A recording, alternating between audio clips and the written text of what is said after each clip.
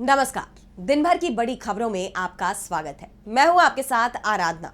आज इस बुलेटिन में बात होगी सुप्रीम कोर्ट से राहुल गांधी को मिली बड़ी जीत की, एसआईआर पर जारी विपक्ष के विरोध की। देखेंगे क्या अब संसद में बिना चर्चा के ही बिल पास कराएगी मोदी सरकार, क्यों सीएम ममता के निशाने पर आई केंद्र सरकार। जानेंगे जम्मू कश्मीर के पूर्ण राज्य के दर्जे को लेकर कैसे फंसी बीजेपी, और बुलेटिन के आखिर में देखेंगे जाने माने कार्टूनिस्ट इरफान की किस खबर पर पड़ी तिरछी नजर। लेकिन दिन भर की तमाम बड़ी खबरों से पहले एक नजर आज की सुर्खियों पर। ओवल टेस्ट में भारत की बड़ी जीत, 6 रन से भारत ने इंग्लैंड को दी मात, 2-2 से बराबर हुई सीरीज। दिल्ली में कांग्रेस सांसद सुधा रामकृष्णन के साथ हुई लूटपाट की घटना, गृहमंत्री को लिखा मेल, स्नैचर्स ने लूटी महिला सांसद की चेन। बिहार में शिक्षक भर्ती प्रक्रिया में डोमिसाइल लागू, अब बिहार के लोगों को ही नौकरी में मिलेगी प्राथमिकता, चुनाव से पहले सीएम नीतीश का बड़ा फैसला। हरे निशान पर बंद हुआ शेयर बाजार, 418 अंकों की बढ़त के साथ 81,018 पर बंद हुआ सेंसेक्स, वहीं 157 अंकों की बढ़त के साथ 24,722 पर बंद हुआ निफ्टी। ये तो थी सुर्खियां। अब बात आज की सबसे बड़ी खबर की। कांग्रेस सांसद राहुल गांधी को सुप्रीम कोर्ट से बड़ी राहत मिली है। भारत जोड़ो यात्रा के वक्त दिए गए एक बयान को लेकर राहुल के खिलाफ मुकदमा चल रहा था, जिसे लेकर अब सुप्रीम कोर्ट का फैसला आया है। इस फैसले को न सिर्फ राहुल गांधी बल्कि पूरे विपक्ष की जीत के तौर पर देखा जा रहा है। तो क्या है ये मामला जिसमें राहुल गांधी को मिली है सुप्रीम कोर्ट से राहत, जानेंगे इस रिपोर्ट में। कांग्रेस सांसद और विपक्ष के नेता राहुल गांधी को सुप्रीम कोर्ट से बड़ी जीत मिली है। सुप्रीम कोर्ट ने 2020 की गलवान घाटी झड़प के वक्त भारतीय सेना पर उनकी टिप्पणियों से जुड़े मानहानि मामले में कार्यवाही पर अंतरिम रोक लगा दी। हालांकि कोर्ट ने राहुल के बयान पर भी सवाल उठाए। सुप्रीम कोर्ट में जस्टिस दीपांकर दत्ता और जस्टिस एजी मसीह की पीठ ने मौखिक टिप्पणी करते हुए कहा, आपको कैसे पता कि चीन ने 2000 वर्ग किलोमीटर पर कब्जा किया? क्या आपके पास विश्वसनीय सबूत हैं? आप बिना प्रमाण के ऐसे बयान क्यों दे रहे हैं? अगर आप सच्चे भारतीय होते तो ऐसी बात ना करते। बता दें कि राहुल गांधी ने भारत जोड़ो यात्रा के दौरान कथित तौर पर कहा था कि चीन ने भारत के 2000 वर्ग किलोमीटर क्षेत्र पर कब्जा कर लिया है। इस बयान को भारतीय सेना का अपमान मानते हुए उनके खिलाफ मानहानि का मुकदमा दर्ज किया गया था। कोर्ट में हुई सुनवाई के दौरान राहुल गांधी की तरफ से वरिष्ठ वकील अभिषेक मनु सिंघवी ने कहा कि विपक्षी नेता का कर्तव्य राष्ट्रीय मुद्दों पर सवाल उठाना है। अगर विपक्षी नेता प्रेस में छपी बातें नहीं कह सकते तो फिर वो अपनी जिम्मेदारी कैसे निभाएंगे? सिंघवी ने कोर्ट में तर्क दिया कि राहुल ने गलवान झड़प में भारतीय सैनिकों की शहादत और क्षेत्रीय अखंडता पर चिंता जताई थी, जो एक सच्चे भारतीय का कर्तव्य है। राहुल ने जो सवाल उठाए थे उन्हें लेकर कांग्रेस ने भी प्रतिक्रिया दी है। कांग्रेस नेता जयराम रमेश ने कहा कि 15 जून 2020 को गलवान में 20 बहादुर सैनिकों के शहीद होने के बाद से हर देशभक्त भारतीय कुछ सवालों के जवाब मांग रहा है। फिर भी जवाब देने के बजाय मोदी सरकार पिछले 5 साल से अपनी DDLJ यानी deny, distract, lie and justify यानी इनकार, ध्यान भटकाना, झूठ बोलना और हर बात जस्टिफाइड करना की नीति के साथ सच्चाई के असर को कम करने और छिपाने का विकल्प चुनती रही है। यानी कांग्रेस ने साफ कर दिया है कि राहुल गांधी ने जो मुद्दे उठाए हैं उन पर मोदी सरकार को वो घेरने का मौका नहीं छोड़ेगी। राहुल गांधी और कांग्रेस के तेवरों ने मोदी सरकार को मुश्किल में डाल दिया है। चीन के अतिक्रमण से लेकर एसआईआर तक विपक्ष हर मुद्दे पर सरकार के खिलाफ मुखरता से मैदान में डटा हुआ है। एसआईआर के मुद्दे पर बीजेपी अब तक तो विपक्ष का ही विरोध झेल रही थी, लेकिन अब बीजेपी के ही नेता और असम के सीएम हिमंता बिस्वा शर्मा ने भी इस प्रक्रिया पर सवाल उठा दिए हैं, जिसे लेकर बीजेपी सख्ते में आ गई है। देखिए ये रिपोर्ट। एसआईआर पर मचा बवाल थमने का नाम नहीं ले रहा है और ये बीजेपी के लिए भी मुसीबत बनता जा रहा है, क्योंकि अब सिर्फ विपक्ष और एनडीए के सहयोगी ही नहीं बल्कि बीजेपी के अपने ही लोग एसआईआर प्रक्रिया पर सवाल उठा रहे हैं। बीजेपी के फायर ब्रांड नेता हिमंता बिस्वा शर्मा भी चुनाव आयोग के इस फैसले से खुश नहीं है। बिहार में एसआईआर को लेकर शर्मा ने कहा कि हमने यहाँ एनआरसी करवाया है, अब यहाँ एसआईआर से क्या हासिल होगा? किसी और प्रदेश में क्या हो रहा है, इससे असम की समस्या दूर नहीं की जा सकती। सीएम शर्मा ने कहा कि अगर सूची में संशोधन किया भी जाता है तो एनआरसी को दस्तावेजों में शामिल किया जाना चाहिए और एनआरसी की फाइनल लिस्ट आने तक इंतजार करना चाहिए।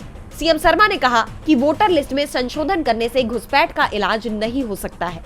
शर्मा के इस बयान ने तो बीजेपी की चिंता ही बढ़ा दी, क्योंकि जेडीयू और टीडीपी तो पहले से ही इस प्रक्रिया पर सवाल उठा रही है और अब बीजेपी के अंदर भी सवाल उठने लगे हैं। इसके अलावा लालू यादव की बेटी रोहिणी आचार्य ने भी वोटर लिस्ट में गड़बड़ी की बात कही है। रोहिणी आचार्य ने कहा कि एक ही मकान नंबर पर अलग अलग जाति और धर्म के लोगों के नाम है। रोहिणी ने आरोप लगाते हुए कहा कि बीजेपी और सत्ताधारी गठबंधन को फायदा पहुंचाने के लिए ये सब किया जा रहा है। रोहिणी ने चुनाव आयोग और एनडीए गठबंधन को घेरते हुए कहा कि ये दोनों चोर चोर मौसेरे भाई इस कहावत को पूरी तरह चरितार्थ कर रहे हैं। यानी साफ है कि एसआईआर प्रक्रिया के चलते बीजेपी और चुनाव आयोग चौतरफा घिर गए हैं। सड़क से लेकर संसद तक विपक्ष मोदी सरकार पर लगातार हमलावर है। संसद के मॉनसून सत्र में भी विपक्ष सत्ता पक्ष पर हावी नजर आ रहा है। विपक्ष के सवालों का सरकार के पास जवाब नहीं है, जिसके चलते सदन बिना चर्चा के ही स्थगित हो जा रहा है। ऐसे में सरकार पर सवालों की कड़ी बढ़ती जा रही है और अब जो खबर सामने आ रही है उसने सभी की चिंता बढ़ा दी है। तो क्या है सरकार का प्लान जिससे विपक्ष दिख रहा है परेशान? देखिए इस रिपोर्ट में। मोदी सरकार के दूसरे कार्यकाल में जो परंपरा पड़ी थी वो इस बार भी आगे बढ़ती दिखाई दे रही है। यानी विपक्ष अगर किसी मुद्दे पर चर्चा की डिमांड करे तो उसे मंजूर नहीं किया जाएगा, चाहे संसद चले या ना चले। और जो बिल सरकार को पास कराने हैं वो सदन में बिना चर्चा के और बिना विपक्ष की सहमति जाने पास कराए जाएंगे। यानी सरकार एक बार फिर से विपक्ष के साथ टकराव के रास्ते पर बढ़ती दिखाई दे रही है। संसद में बिल पेश किए जाते थे और बिना चर्चा के उन्हें पास करा लिया जाता था और इस बार भी मोदी सरकार उसी प्लान पर आगे बढ़ती दिखाई दे रही है। यानी संसद में बिल पेश किए जाएंगे, बिना चर्चा कराए ही उन्हें पास कराया जाएगा या फिर विपक्ष के सांसदों को सदन की कार्रवाई से निलंबित कर दिया जाएगा। और ये काम अब 5 अगस्त को संसद की कार्रवाई के साथ दिखाई देगा। यानी सरकार अपने बहुमत के सहारे विधेयक पास कराएगी, बिल जैसा पेश होगा वैसा ही पास कर दिया जाएगा। सरकार के इस प्लान को लेकर इंडिया गठबंधन में भी हलचल मची हुई है। दूसरी तरफ विपक्षी दलों ने एक बार फिर एसआईआर को लेकर संसद में चर्चा कराने की मांग सरकार से की। इसे लेकर संसद परिसर में प्रदर्शन भी किया गया, लेकिन मोदी सरकार ने साफ कर दिया है कि वो इस मामले में चर्चा नहीं कराएगी। सरकार विपक्ष की मांग मानने को तैयार नहीं है। ऐसे में दोनों पक्षों में गतिरोध बना हुआ है। तो विवाद दिल्ली पुलिस की एक चिट्ठी को लेकर भी छिड़ा हुआ है। इस चिट्ठी में बंगाली को बांग्लादेशियों की भाषा बताने वाले मुद्दे को लेकर बवाल मच गया है। इसे लेकर पश्चिम बंगाल की सीएम और टीएमसी प्रमुख ममता बनर्जी ने केंद्र की एनडीए सरकार पर निशाना साधा है। तो क्या कुछ कहना है ममता बनर्जी का, जानेंगे इस रिपोर्ट में। दिल्ली पुलिस की एक चिट्ठी में बंगाली भाषा को बांग्लादेशी भाषा कहे जाने के बाद सियासी घमासान मच गया है। पश्चिम बंगाल के मुख्यमंत्री और तृणमूल कांग्रेस यानी टीएमसी प्रमुख ममता बनर्जी ने केंद्र की बीजेपी सरकार पर निशाना साधते हुए इसे बंगाली भाषा और संस्कृति का अपमान बताया है। ममता ने आरोप लगाया कि मोदी सरकार जानबूझकर बंगाली भाषा की पहचान को कमजोर करने की कोशिश कर रही है। ममता ने सोशल मीडिया पर दिल्ली पुलिस की चिट्ठी को साझा करते हुए लिखा कि भारत सरकार के गृह मंत्रालय के नियंत्रण वाली दिल्ली पुलिस बंगाली को बांग्लादेशी भाषा बता रही है। ये रविंद्रनाथ टैगोर, स्वामी विवेकानंद और बंकिम चंद्र चट्टोपाध्याय की भाषा है, जिसमें राष्ट्रगान और राष्ट्रगीत लिखे गए। ये भारत के संविधान द्वारा मान्यता प्राप्त भाषा है, जिसे करोड़ों लोग बोलते और लिखते हैं। इसे बांग्लादेशी कहना निंदनीय, अपमानजनक और असंवैधानिक है। ममता ने इसे देश विरोधी करार देते हुए बंगाली भाषी लोगों से केंद्र के खिलाफ कड़ा विरोध करने की अपील की है। इस बीच ममता ने गायक किशोर कुमार की जयंती पर उनकी बंगाली और हिंदी गीतों की प्रतिभा को याद करते हुए ट्वीट भी किया कि किशोर कुमार बंगाली प्रतिभा के प्रतीक थे। इस ट्वीट को केंद्र पर तंज के रूप में देखा जा रहा है। टीएमसी ने इस मुद्दे को लेकर बीजेपी पर हमला तेज कर दिया है, जबकि बीजेपी ने अभी तक इस मुद्दे पर कोई आधिकारिक जवाब नहीं दिया है। ये विवाद बंगाल की सियासत में तूल पकड़ सकता है।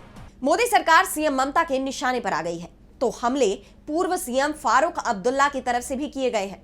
जम्मू कश्मीर को पूर्ण राज्य का दर्जा देने की मांग एक बार फिर जोर पकड़ने लगी है। राज्य के पूर्व सीएम फारूक अब्दुल्ला और पीडीपी अध्यक्ष महबूबा मुफ्ती ने केंद्र सरकार पर निशाना साधते हुए जम्मू कश्मीर का राज्य का दर्जा बहाल करने की मांग उठाई है, जिसे लेकर मोदी सरकार की मुश्किलें बढ़ सकती है। देखिए ये रिपोर्ट। 5 अगस्त 2025 को जम्मू कश्मीर से आर्टिकल 370 के कुछ प्रावधानों और 35A हटाए जाने को 6 साल पूरे होने जा रहे हैं। इस मौके पर नेशनल कॉन्फ्रेंस के अध्यक्ष फारूक अब्दुल्ला ने एक बार फिर पूर्ण राज्य की मांग दोहराई है। उन्होंने केंद्र सरकार पर तीखा हमला बोलते हुए केंद्र की नीतियों पर सवाल खड़े किए हैं। उन्होंने कहा, जम्मू कश्मीर को राज्य का दर्जा कब वापस मिलेगा? बीजेपी ने पिछले 6 सालों में जम्मू कश्मीर में सुधार के नाम पर क्या किया है? मुझे पूरा भरोसा है कि एक दिन उनको ये फैसला करना ही पड़ेगा।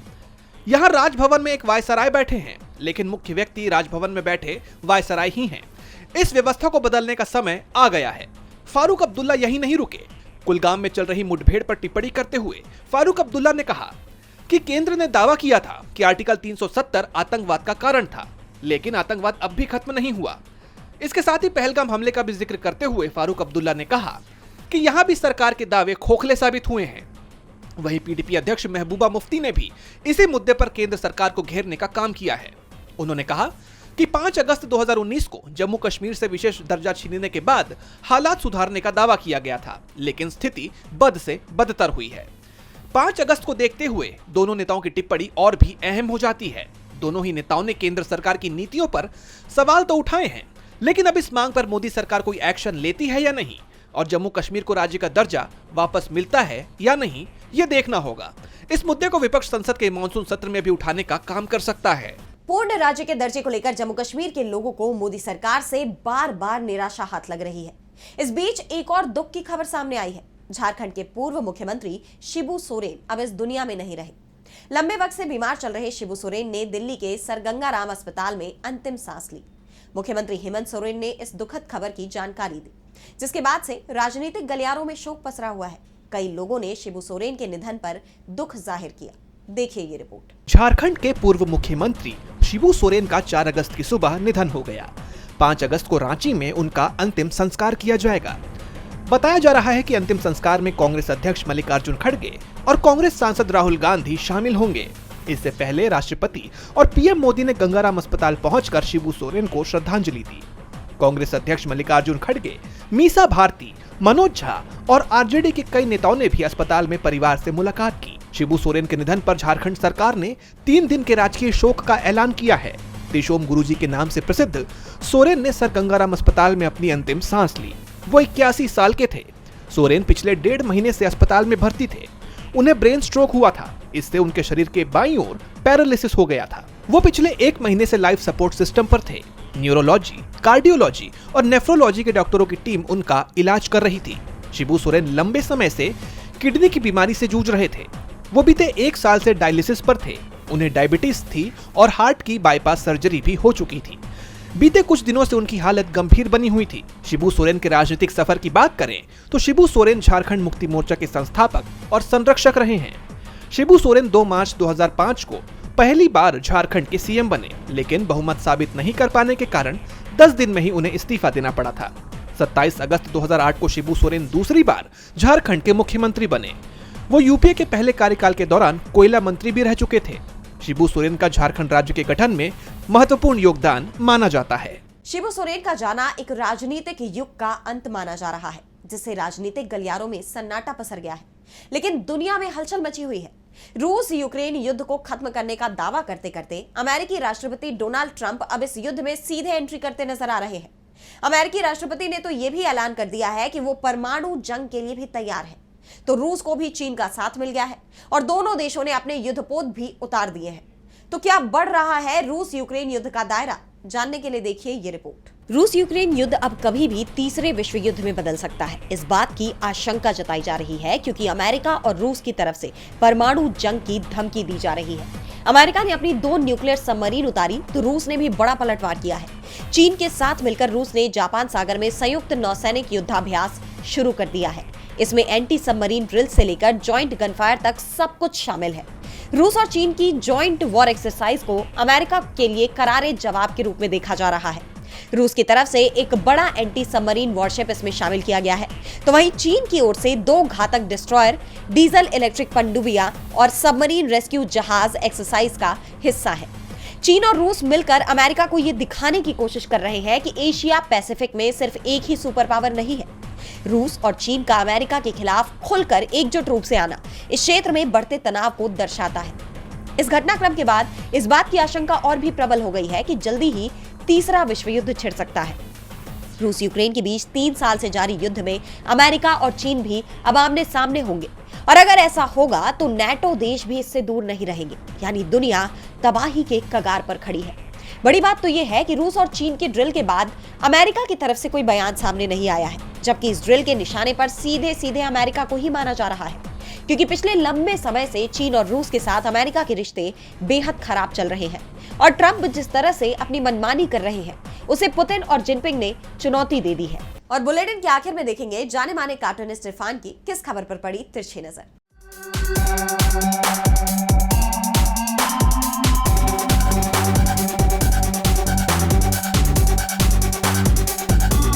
नीतीश कुमार फुल टू चुनावी मोड में आ चुके हैं।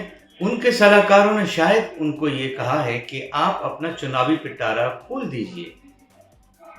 शायद आपको भी मध्य प्रदेश और दूसरे राज्यों की तरह से अपने यहाँ पर महिलाओं को मासिक किस्त देने की बात कहना पड़े, उनको लाडली बहना वाली जैसी स्कीम लागू करना पड़े और महिलाओं को बसों में मुफ्त यात्रा करने की बात भी कहना पड़े। फिलहाल तो उन्होंने शिक्षकों की बहाली की बात कही है, जिसमें उन्होंने डोमिसाइल नीति को लागू करने के लिए कहा है। फिलहाल अगर आपके पास में डोमिसाइल हो या ना हो, लेकिन आपका मतदाता सूची में नाम तो होना ही चाहिए।